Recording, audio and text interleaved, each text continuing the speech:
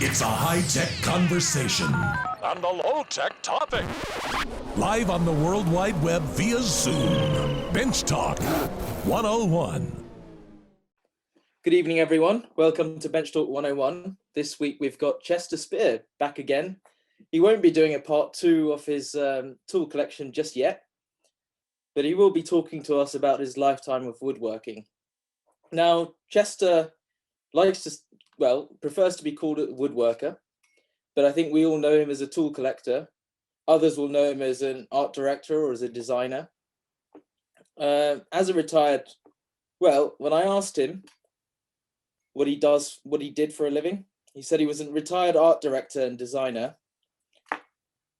who did it to make a living that could support his woodworking habit. Now, Chester's worked on a series of films, many films over his career. Some films to note are Blue Velvet, The Year of the Dragon, and a TV program that you might all know of is Matlock, and Chester was the property master on Matlock. Well, I don't think I can really give Chester a justified introduction, but I've done my best. Now I'll pass over to Chester now to start his talk. Hi, everyone. How are you? I'm nervous, but because I didn't really know what to begin with. I've been doing woodworking for, some odd 50 years. So there's a lot to cover, and I know we can't do that. So what I've done is I've picked out a few things, and I'll try to tell the story through those pictures. But I did a quick sort of outline of things. The reason that this was called Let Me Think About It is that oftentimes I'm asked to make something for someone, and there's different types of people that I'm making them for. And I usually say, let me think about it. Or I take a job immediately. I just say, yes, of course, I'll do it. And then I spend weeks trying to figure out how I'm going to do it. And so those are some of the categories. I started out, at 7 years old, was my first piece of furniture. And I think I'll share the screen at this point and see if that comes up. This little table down here, I made when I was 7 out of an old ice box that I found in the streets of New York. And I took it apart and made a Mother's Day gift for my mother of that table. And she saved it in the attic for I don't know how long. And then I got it. So that was one of my first pieces. And then I didn't get much better. This was about 11 years old. I made this tray. And the only reason I have a picture of it is because she saved that as well. But in looking it over, I realized that I was a pretty lazy woodworker. If you guys can see this little arch here with an X, I was supposed to cut that part off so that you could like grab the ends of the tray and pick it up off the counter. But I left them as they were. And I hope I've gotten better since then. But that was one of my earliest projects. My influences, and you'll maybe see some of that in some of the pieces. I put some notes out here, so if it looks like I'm reading, it's only because I am. It was George Nakashima and Frank Wright, Buckminster Fuller, Sam Maloof, and Wendell Castle. All of them had influences on me, but one of the things that my father taught me, and he was probably the biggest influence because he was a painter and a sculptor and a pattern maker and a woodworker and a photographer, was that we shouldn't rely on the last piece to define the next piece. So hence I kind of grew up with no specific style or anything. It was more about the individual piece. And while my mother spent years trying to get me to perfect some product that I could mass produce, I realized that if I went into mass production, that's not the thrill that I was looking for. So you'll see that in all of the pieces that I do, there's great differences, and there's different motivations. This is a cherry treasure chest that I made for someone, and it was all because I found these two old handles. And I thought, what can I do out of that? And I said, well, it kind of looks like a treasure chest. And they had delivered some bricks to my house for me and this is the brick banding that surrounded the bricks to keep the bricks together. And so I made this treasure chest, and it was another chance for me to try coping and doing the that coopering rather, the top into a barrel shape. And so there was a lesson learned in that. These are some shelves that I made. And I want to point out that all of these things that I'm showing first, I kind of broke up the categories of work into 4 or 5 different types. And the first category is when I'm doing it for myself or a gift or for sale, consignment or commission. And in these cases, I rarely draft the plans and or any kind of finished drawings. I just do a list, drawing, rough drawing, and I do a materials and cut list. Mostly the design comes out of my head or comes together organically as I go along. This half lap joint, this shelf here, I designed with a small bottom and a wide top. And the reason was that this was going to go next to my bathroom sink, and I needed room for to get to the sink. So I made a skinny bottom of the shelf and then larger going up. You can see that more here in the drawing. And also I didn't want to have any hooks or anything. So these are hung in the main style is a hole that's drilled on an angle so that 2 nails that go in studs would go into them, and it just rests on there. And the more weight you put on it, the tighter it gets to the wall. So that was my design process in that. And here it is today in my dining room. It served several purposes, but and this design came out of a design that I had to do for a commissioned piece. And a woman wanted a Wenge shelf behind her couch, and with a similar attribute of skinny at the bottom so that you didn't hit your heads. So again, these are all pieces of furniture that I built and designed either for myself without anybody saying I need these specifics about them.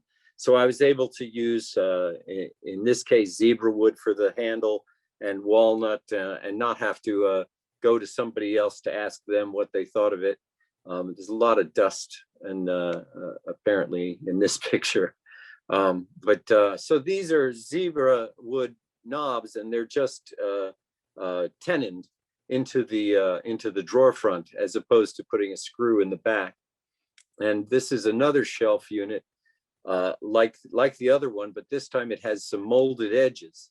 But they're all half lap joints. And you can see that there. So that was sort of an experiment with using moldings in addition to just the regular half lap. And in all these cases, I kind of learned something as I go along. There's always a lesson in every piece of furniture or piece that I make for myself, as well as the satisfaction. But on the travels of getting the piece done, you learn things so that that speed up the process or something like that.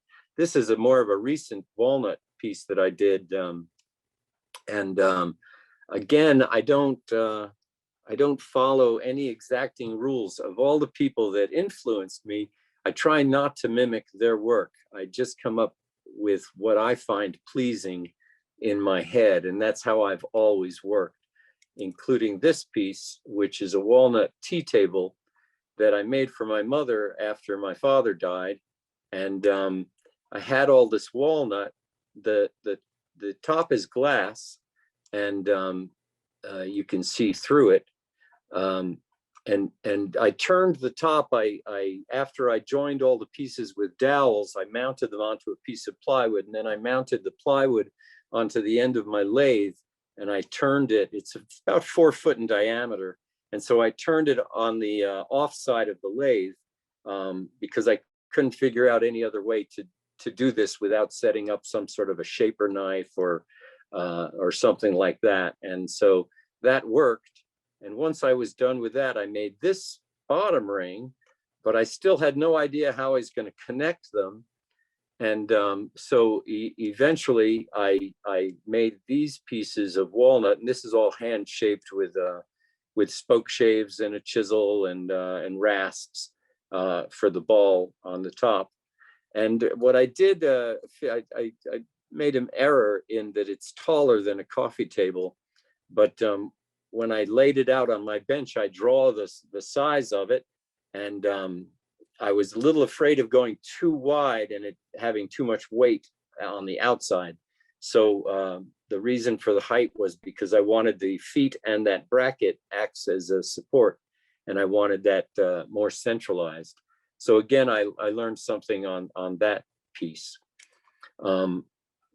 This is another piece that, again, I didn't have to follow anybody else's specifications in these pieces because they're all from me, but I still learned as I went along.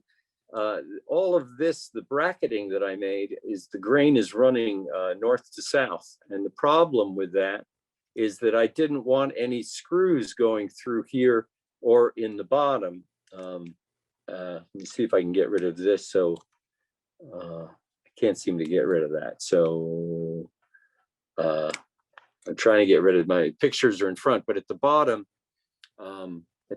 if I had run a screw up into that bracket, it would have broken off because of the direction of the grain. So what that has are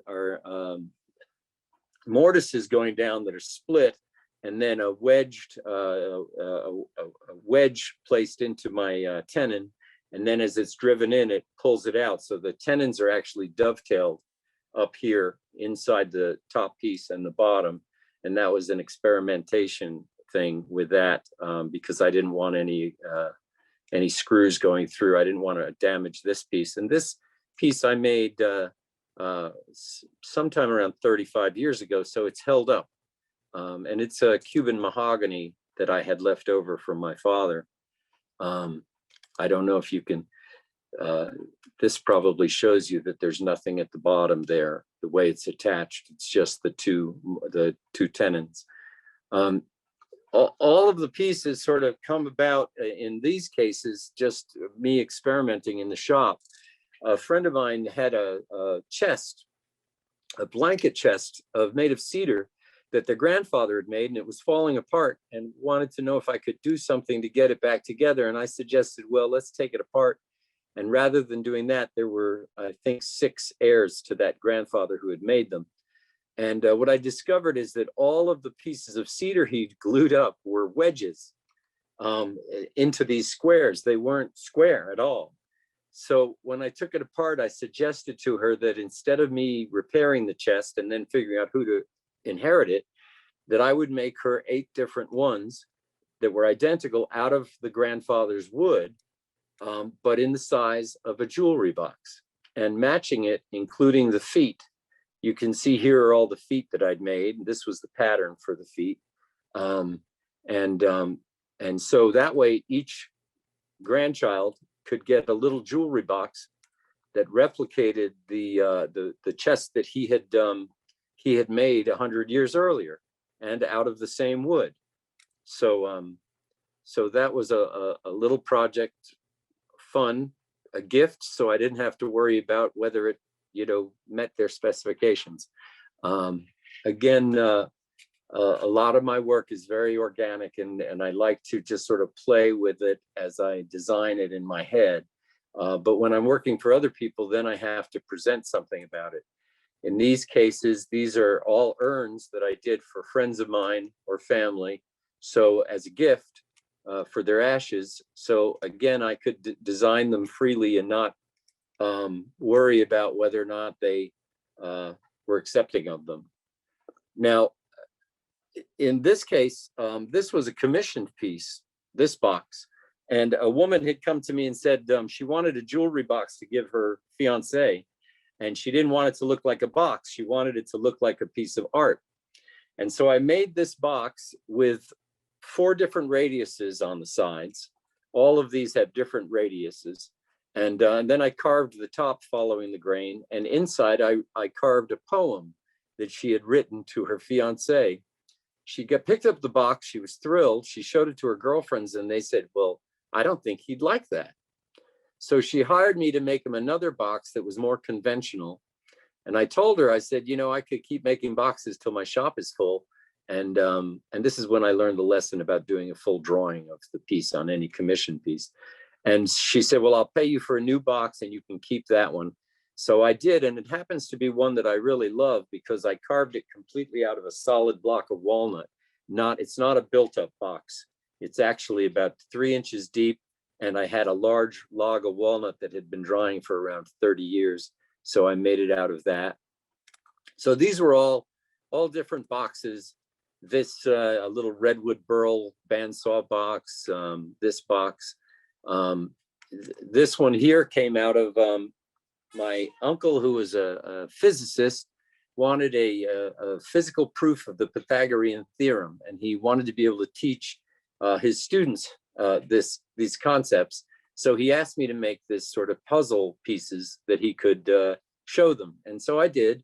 And but then he said, well, I have to have a box to put it in, and so I made him this box here. Again, a free gift, so I could design it any way that I wanted to. There you can see the lid, this part slides out, but designed to the specifications of those puzzle pieces to fit inside it. This is another project that I did for Andy Griffith on the TV show Matlock. He played Matlock on the show. I don't know how many of you over in the UK are familiar with him. But Randy Travis, a country singer, gave him this little miniature Gibson banjo from 1910, but it didn't come with a case. So the reason for the design of this piece was based completely on the actual Gibson banjo.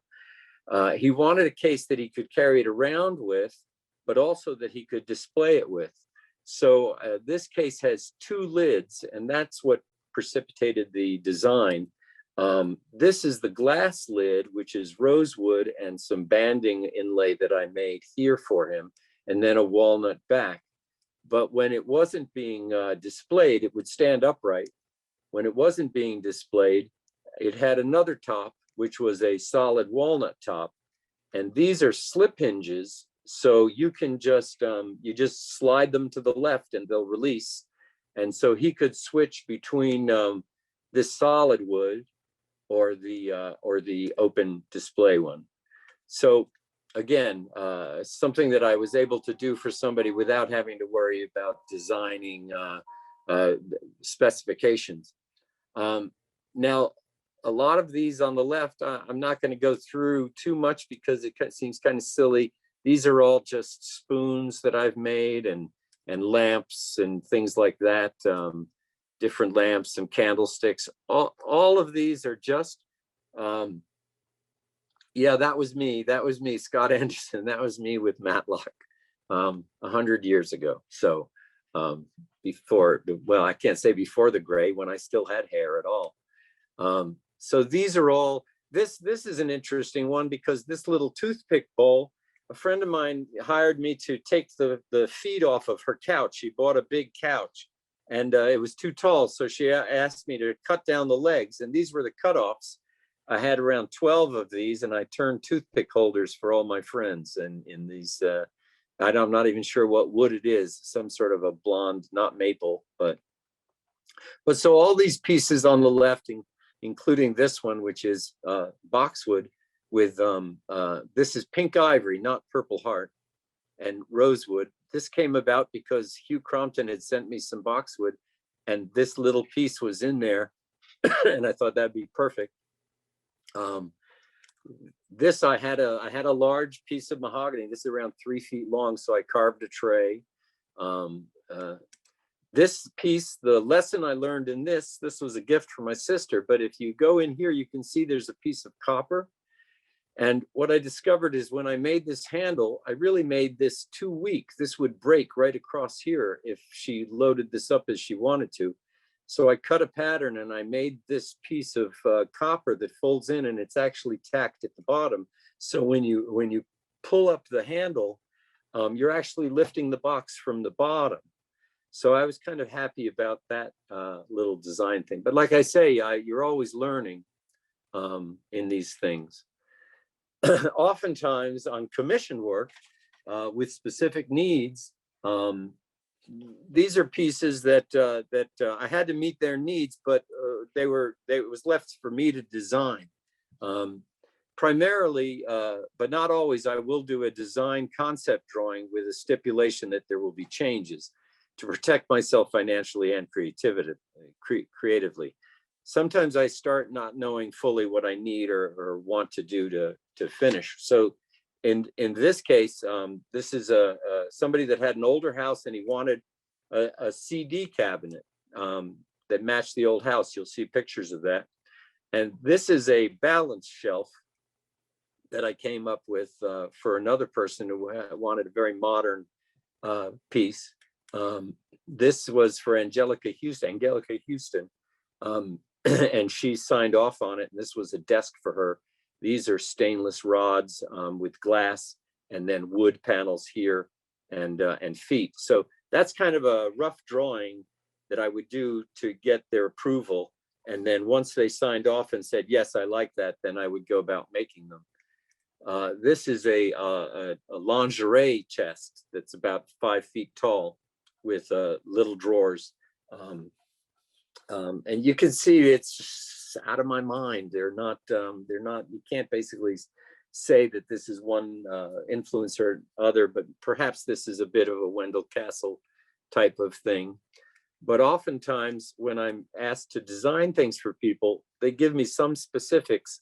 The woman that wanted this, she had an antique sideboard and she wanted it replaced because she was giving it to a nephew. And so she wanted it replaced, but she wanted it to be able to have a stereo as well as her flatware. And if she was in her 70s and thought she might go into a nursing home someday, or assisted living, so she could take this with her and use it for different uses. So that's the bookcase, which was I designed, did a quick sketch. And these are fitting the pieces. And so one side has her turntable, so she could pull that out and have that. And then the other side for linens. And so that was just another rough kind of drawing, and then did that. This was a bonsai table for a friend of mine who wanted something made out of cypress. This is cypress. So that determined the wood, and then he just sort of left me open to the design. This is a light table for an architectural landscaping company. And this one I designed with this foot because they wanted to be able to lay it flat to do design work, but then tilt it. So I came up with this design where you just loosen the screw and the foot would go up inside the cabinet when you wanted it to lay flat. And this is just a recessed little push button to turn it on. Here it is in their office flat. With some of the filing cabinets that I had made for them as well earlier. So this is some of my drawings I have drawing books that in there are different, I just sort of work out my concepts for what I want to make. This is an upholstered chair.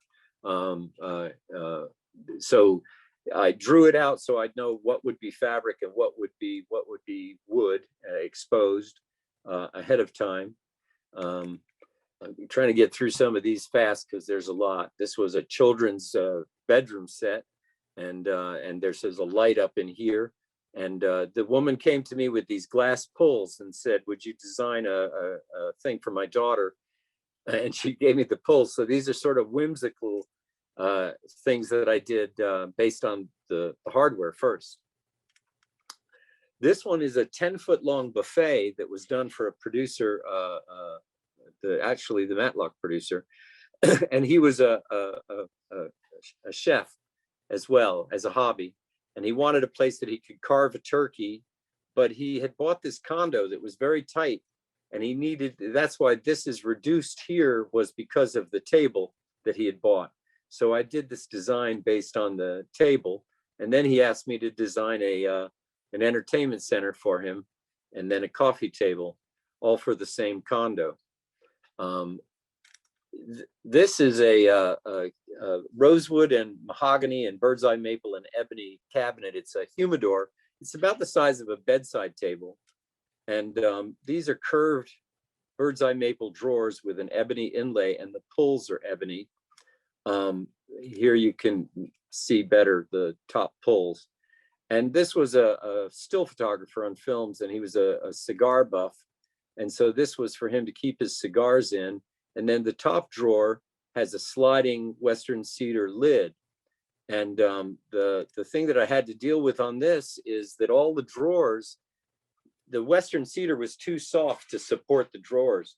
So what I did was I laminated mahogany and Western cedar so that all of these thicknesses here is actually mahogany on the outside and Western cedar on the inside, and then dovetailed afterwards so that the Western cedar faced the cigars. Again, a case where the design sort of follows the function. But also he liked this sort of Art Deco French sort of style. In this case, this is another file cabinet that I made for another person. And these are only 2.5 inches tall, but they're 4 feet wide. So in this case, the runners was the biggest difficulty, and figuring out a way to keep them all parallel, because they had to open fully. They had full extension slides. And so they had to open fully because it was for artwork, big architectural drawings and things. So the difficulty was figuring out how to align the drawer slides in here so that these, because they're about a little more than 3 feet deep. And it had to go inside this niche that he had in his office, built in. So that was one of the expectations. In this case here, this was that person that wanted a CD turntable amp, but he lived in a 1940s cottage bungalow, and he wanted it to look like it was original to the house. So this is the finished piece, and this is it on the bench in my shop. And so I matched the moldings on the floor and stuff and made these flat panels so that they sort of imitated that craftsman style house that he lived in. As I say, I learned something on every piece. This is a piece of this is a cube box that the difficulty here was not only quarter sawing, not quarter sawing, but book matching the pieces of wood so that it created a pattern. But these are long miters to get perfectly because it's entirely mitered cubes. So that took some time in figuring out how to get those miters cut and then plane them together. And then it has a kick plate underneath so that because it's the entrance to his home. He had bought this in Turkey and wanted a display case for it. This keeps propping up was that angled shelf type thing. This is a different one. And here's another one. This piece, they didn't have a lot of room, but they wanted a printer on it. So this is a piece that's made out of MDF, and to give it weight at the bottom, it was going to be painted anyway.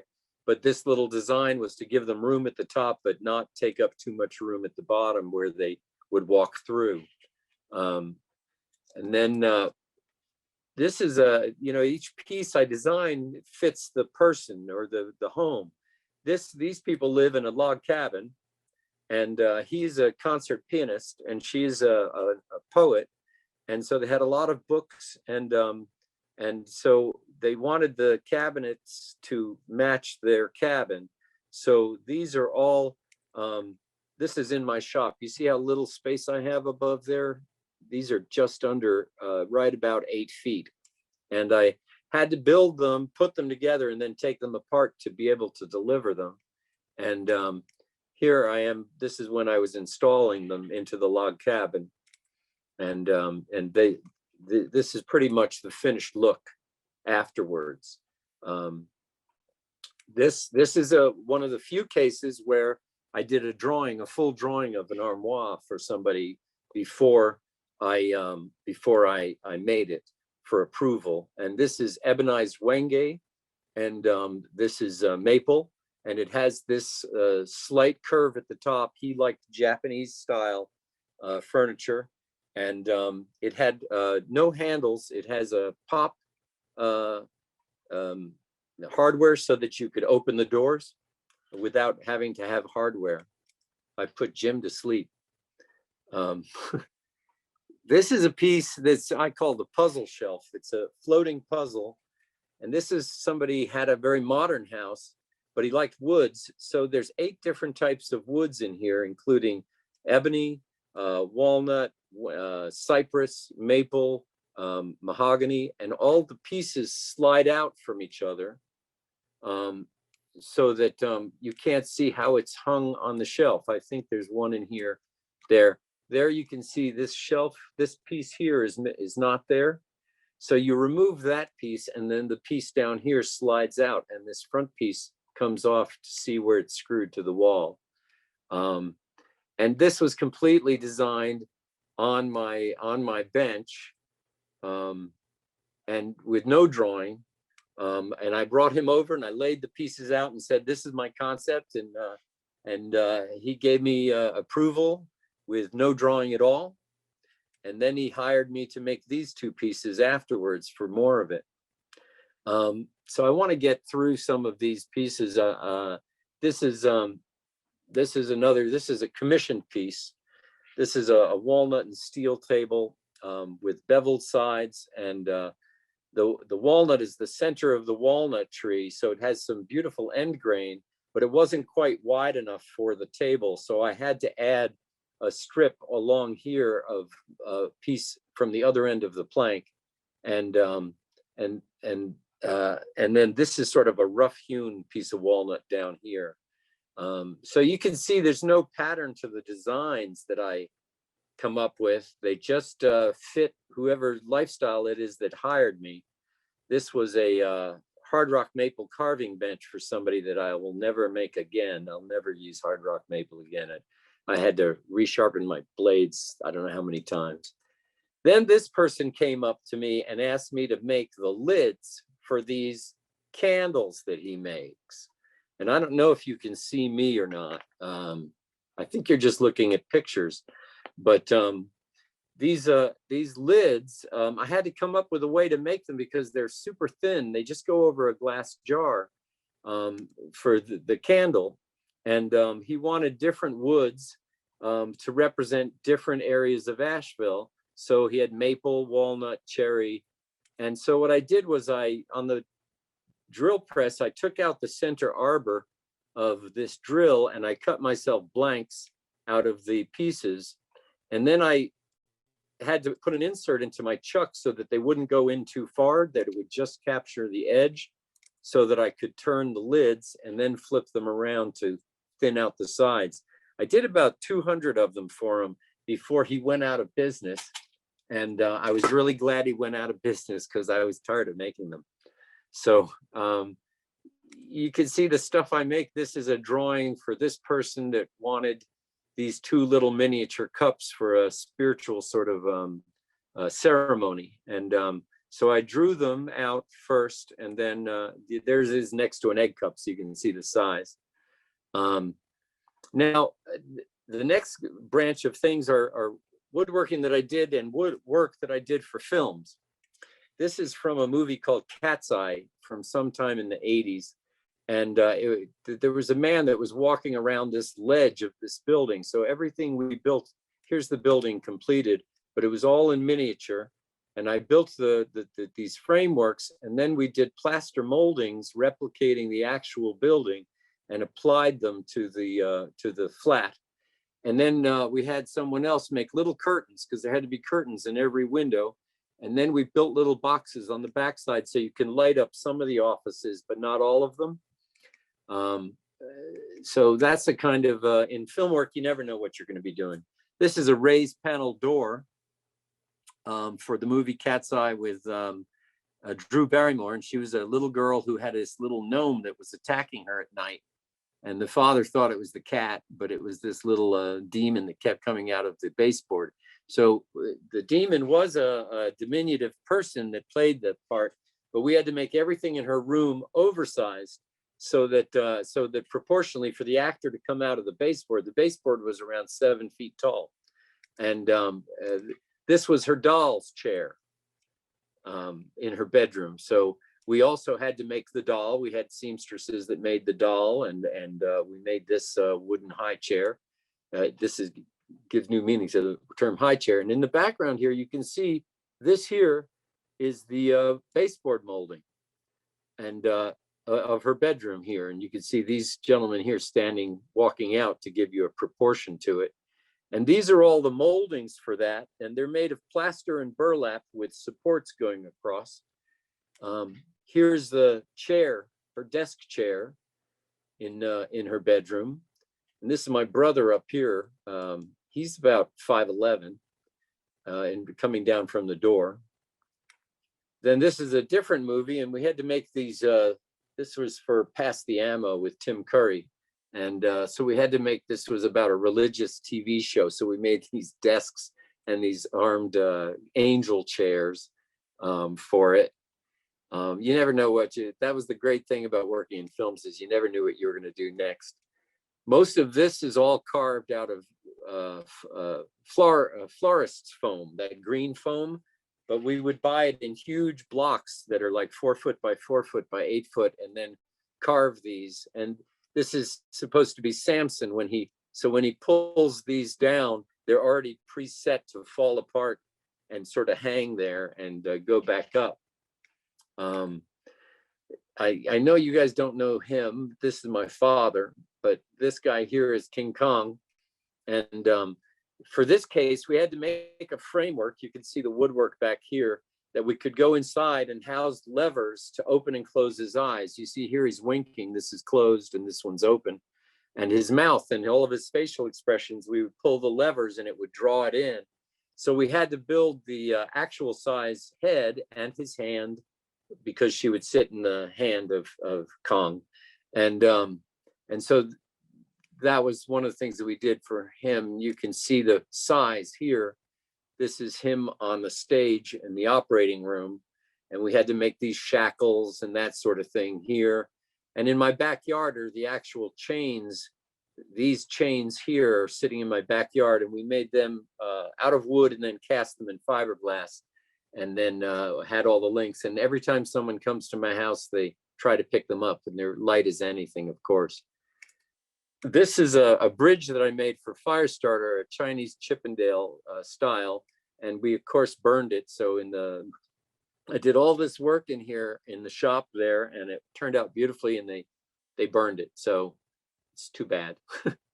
So this is the type of thing, woodworking. This was a monoscope, like a stethoscope, for a piece that I did. And this is the storyboards. And here you see them. This is what I received, was this direction from that. And then I found some of them antique ones. And so I replicated it on the lathe, and it turned out it worked. So that was nice. This is another chair that I did for a design for somebody, and it was never built. This was in films. This was my designs for the bus station and the bus, the logo on the side of the bus and stuff. So it's varied. In this case, this was supposed to be a murder weapon, and these are the different handles that I'd thought of doing.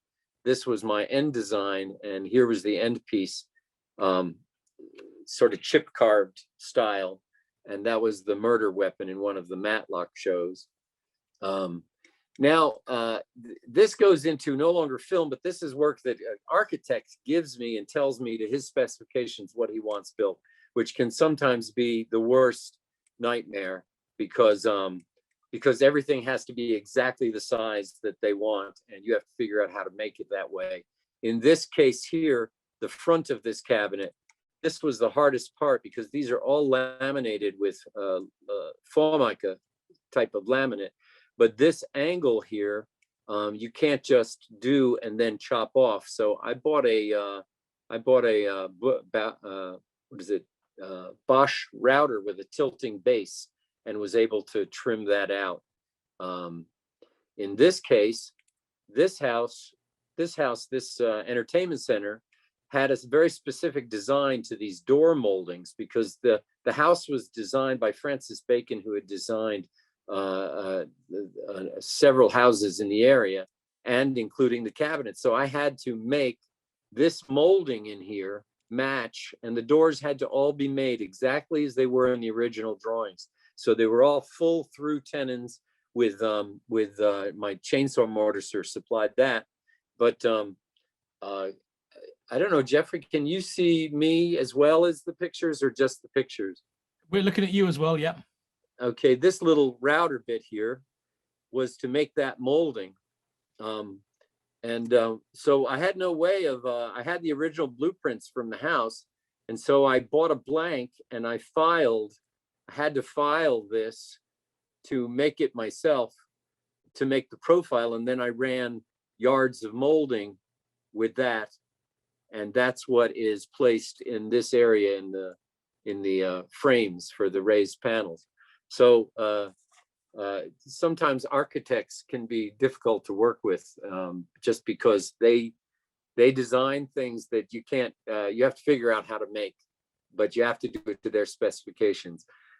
In this case, this was a bookcase, and the requirement was that these panels be book matched. So all of these pieces of wood on the side, you notice the grain here matches this grain, is I cut all of the wood in half and then splayed it open and book matched it so that when you looked at it, you got this pattern here, and this side matched that side.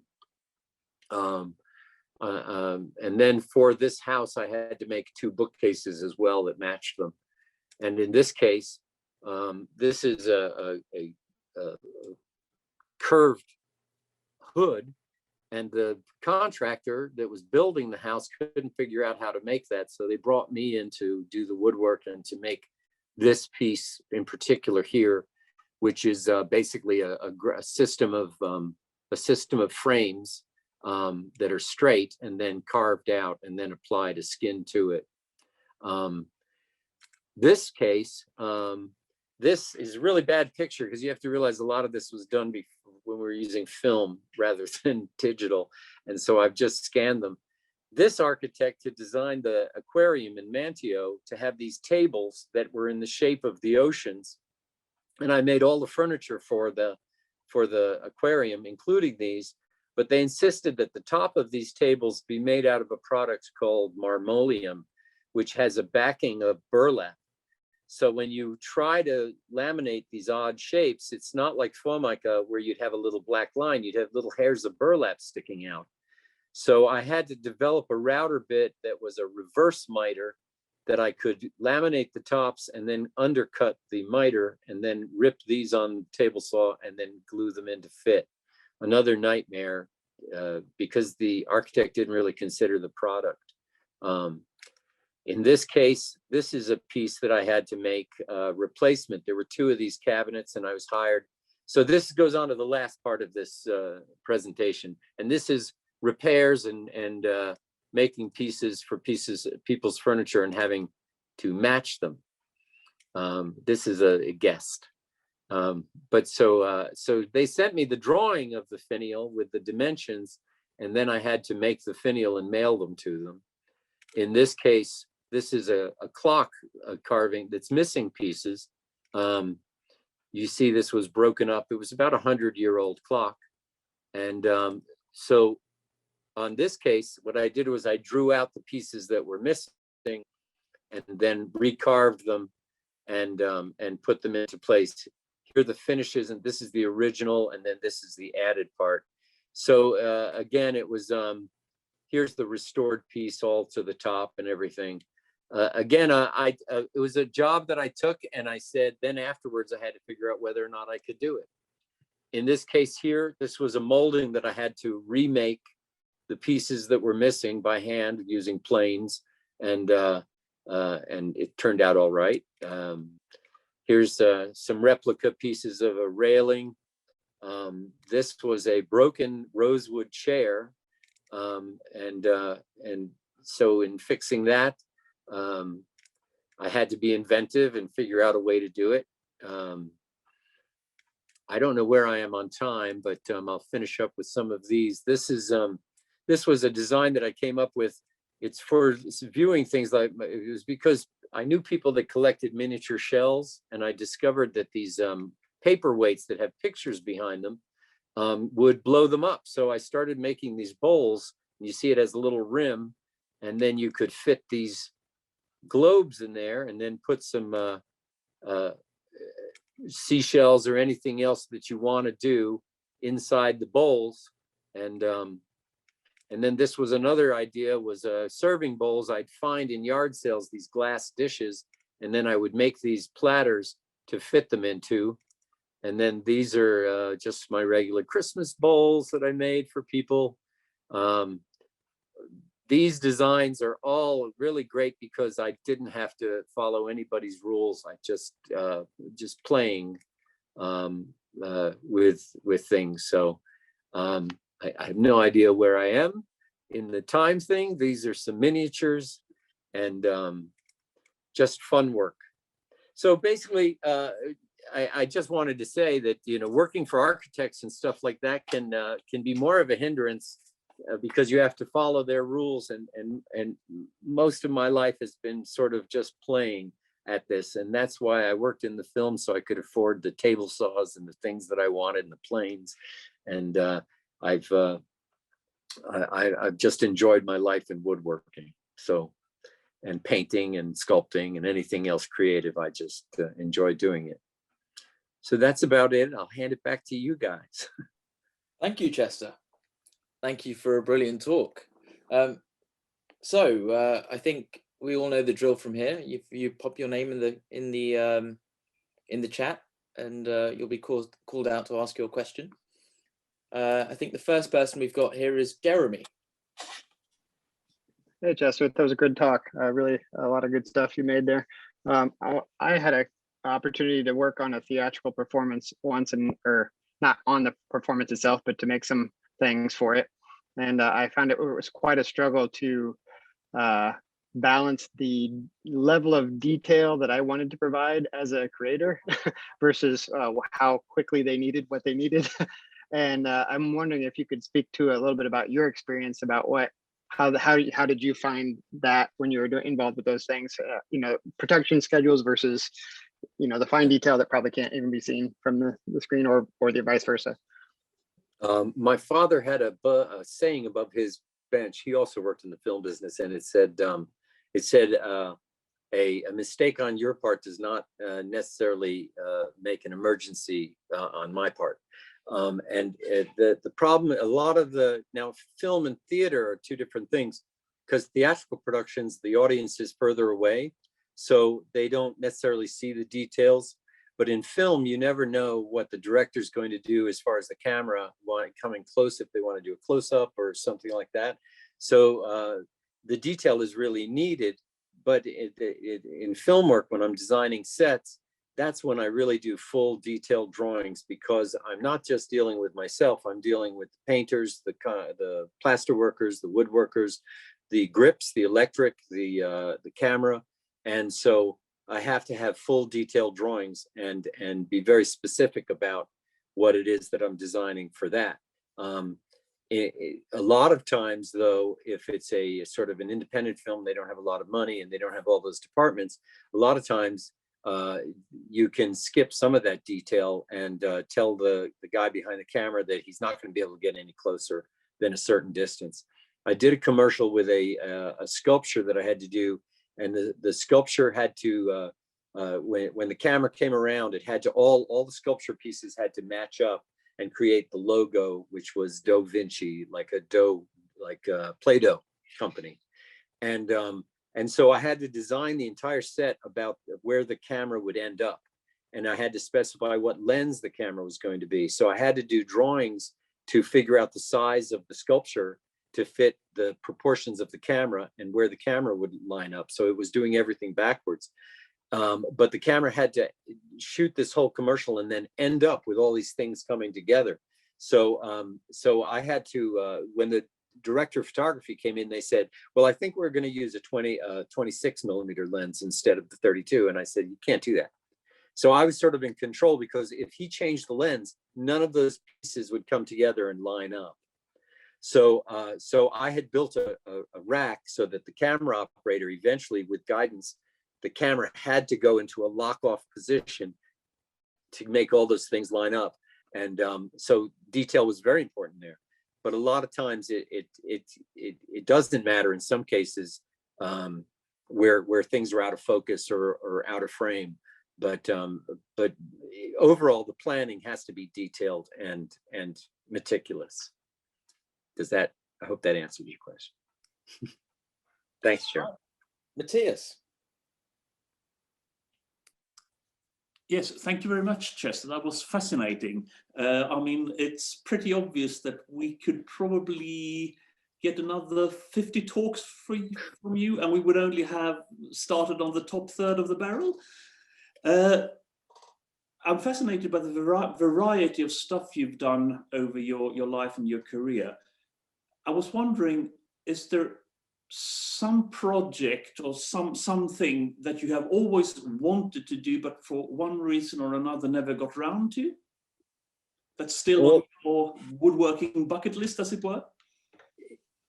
Mostly, there are certain pieces of furniture that I would have liked to have made myself.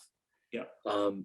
I have a tendency to, there are a lot of people that are looking for projects, and I always found that fascinating that there are companies that sell plans for projects. Mm-hmm. And I've never run out of projects, so I've never spent much time looking for work. Because it's always been there, and my life has always been satisfying things that have come up that were needed. But I have always wanted to make a desk and for myself that had hidden compartments and all sorts of things like that. But I have difficulty making furniture that's easily bought. Yeah. So like that coffee table that I made with the legs, that was made as a gift from my mother after my father died. And it was a concept that he had come up with and never finished. So that's why I made it. I use that coffee table up in my living room, but my other two rooms have two coffee tables, one from the 50s and another one from the 40s that I liked, and they already existed. So it seems crazy to throw it away just to make a piece of furniture that already exists. But I have always wanted to do that, and I'm sorry I haven't. I want to probably also make a few planes and things like that. So I have projects that I'd like to do still, but the sort of it's a funny, I know a lot of people want to make something and make another thing and make another thing. It's just that sort of thing has always come to me as for either for other people or because I need something like the railing on my stairs or something like that, and so I've never set out going, I'm going to make something that doesn't already have an end result, a place to go. Yeah, I see what you mean. Yeah. Yeah. Great, thank you very much. And also, let me say, this is weeded out. This is maybe an eighth of the jobs that I've done, but it's impossible. I would have you all asleep if I started just doing slideshows, More likely green with envy, but nevertheless, thank you very much. That was great. Thank you. I think Geoffrey's been having a bit of a good laugh tonight, calling me Lord Captino Purple Heart. I think we're over to Greg Ricketts.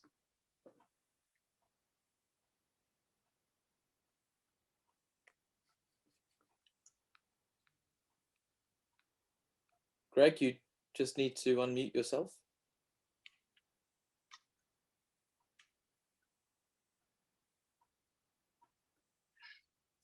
Okay, Greg, we can't hear you. Can you hear me now? Yes, we can. Okay. Hello, Greg. Hey, Chet, great talk. Really you. cool to see yet more of your pieces. I've seen a few in your YouTube videos and obviously stuff you've posted and things that you've shared before, but always fun to see more. One of the things that struck me in your talk was a number of times you're working on a piece and you found a kind of a flaw in your design or a weakness in the wood or something like that, and you just came up with solutions rather than necessarily have everything planned out, designed out before you started. And I think fear of encountering unexpected problems sometimes keeps me from getting started. Would you say that mindset of, kind of get started, get building, and overcome what you have to as you go, because wood is a fairly malleable material to work with and you can always make design changes. Would you say that's a kind of an inherent successful strategy of your woodworking? Well, I think it is of mine, but I wouldn't necessarily prescribe it to other people. There are some people that are very exact, have an engineering mind. I have more. I studied to be an architect as opposed to an engineer, and then got into film and television later. So all of mine comes from design more than specifically engineering, but also as a problem solver. But I had a cabinet that I had to do for an engineer and his wife, and they wanted a pet door to slide out the back of their kitchen cabinet. They wanted the cabinet to be sort of Superman, the emblem, that sort of diamond shape, fit into a corner. So they wanted a garbage can on the right, and that had to fit onto a door that was angled and open up under a bottle opener. They had all these specifics. And then she wanted a shelf in there that had there was no place to support it. And so her husband came to me with this rough design, and he said, I don't know how you can build it. And I said, well, I don't either. And he said, I tried to draw it, but nothing makes sense. And so we laid it out on paper on the table, and we sort of came to an agreement of the proportions, and then everything sort of defined itself. It was more of an organic coming to grips with, okay, that sliding door needs something to support it even when it's out. How does it work? How it has to hide into the cabinet when it's not in use, that sort of thing. And I find that my willingness to compromise and to bend has probably been the most fortunate thing for all of my work, in that I'm not, I don't have blinders that say this is the way it has to work and then force myself to make that happen. But that's for me. There are other people, I think that you have a very exacting eye, and you like to know everything ahead of time and what you're doing, and very specific. And there's nothing wrong with that. I think it's a great quality. I don't happen to have that. I have much more malleable sensibilities in that case. Very good, thanks. That would be the idea of planning would be a facade for me. So, yeah. But yeah, it's inspiring to see what you can accomplish without necessarily a lot of planning. So that makes me feel some freedom in my woodworking. I have an innate, strange ability to see something when it's done ahead of time. I visualize things complete, and then I kind of work backwards from that. And I always have. So I think maybe it's a form of dyslexia. I don't know, but I don't have that issue with numbers and letters. But I tend to do that. I figure out this is where I need to be, and so I start working backwards from that. It also helps with timing to say this is where I want to be at this time. So cut that in half. I need to be halfway there. So in all my planning, it's that way too. Very good. Thanks, Chet. Thank you, Greg. We're over to Mitch now. Hi, Chester. Hello, Mitch. I have to thank you. I think that you added that bit at the end of my tip, and I think it made it much clearer. I was very worried that it was not going to be clear in the tip the way I described it, but you did a great job. Thank you. That great tip. Chester, you've dashed one of my beliefs that King Kong wasn't real. Well, it was real. It just wasn't alive. When I first saw King Kong arrived on the lot in 5 different flatbed trucks in parts, because it wasn't the original King Kong, but it was the one with Jessica Lange, and it had molted and everything, and half of the face was open to the metal framework and everything. And I thought, there's a perfect movie in the making right there. Just have it come alive with the whole thing. I'm sorry I dashed your. You did. I was going to ask you, do you have a favorite film that you've worked on, And out of the things that you've shown us this evening, which one did you have the most fun making? Well, my favorite was a romantic comedy called Crimes of the Heart. And it was my favorite because I got to work with Jessica Lange, Sissy Spacek, Diane Keaton, Sam Shepard, Tess Harper, and we all lived in this little town together in the making of it. And so on weekends we would play Trivial Pursuit and hang out, and it was really great fun. And there were a lot of fun and joking and getting to know them. So that was one of my favorites. Another one of my favorites was Maximum Overdrive, which was a Stephen King. I did around 6 different Stephen King films. Maximum Overdrive was fun because it was where all of the mechanical things in the world came to life. And so it was a bit absurd. You know, we had to make soda machines that would shoot tin cans out at kids, you know, playing baseball, and a toilet paper truck that blew up and had toilet paper all over the place. A milk truck that we shot with the torpedo missile.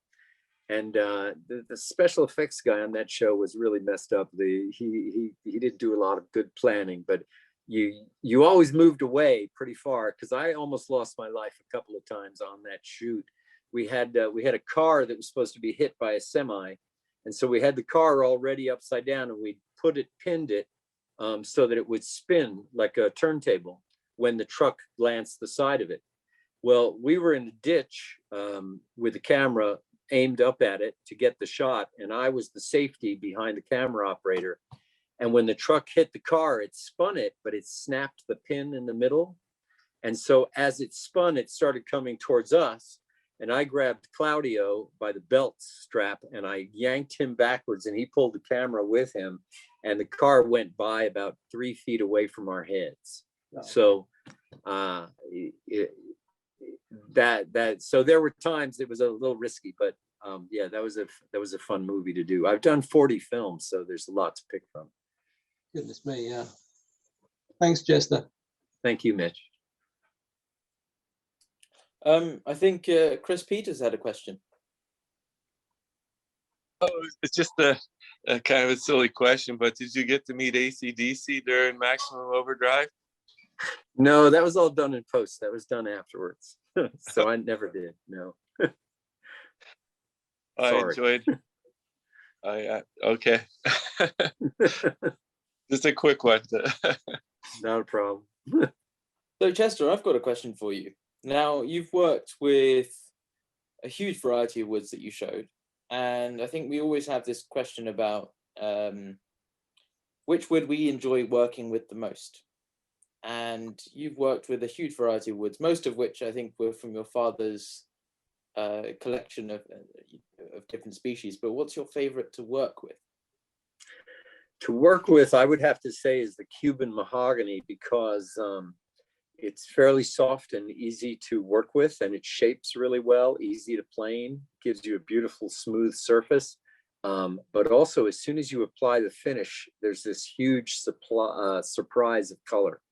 So while you're working with it, it's kind of dull and sort of just pinkish brown that you know, and then you build the whole piece, and then you start to brush on your finish or whatever finish it is, and it just comes to life. Walnut does a similar thing, but the Cuban mahogany in particular, with some of the deep dark grains and things, just bounce right out. So it's easy to work. I think I've already asked you this question before, but I think for the benefit of others, I'm working some Honduran mahogany, which is relatively similar. What type of finishes do you think really give the wood the most justice? Well, in mahogany, I am a person who believes in wood filler. I don't like seeing the pores on mahogany.